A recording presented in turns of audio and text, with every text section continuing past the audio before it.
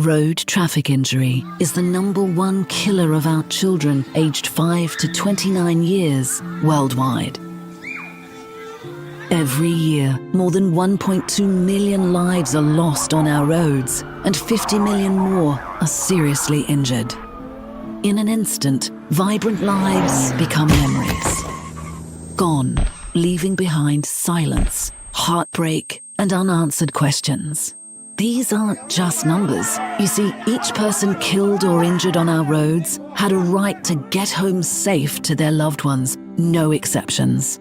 Their mothers kissing their children goodbye, children waiting for their mum or dad to come home, good friends with plans for tomorrow, dreams unfinished, futures stolen.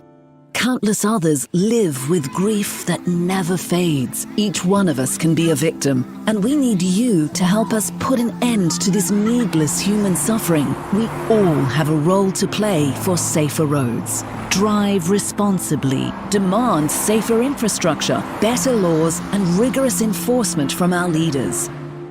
Ensure that the unfortunate victims of road crashes are properly supported as they're grieving and recovering from serious injury.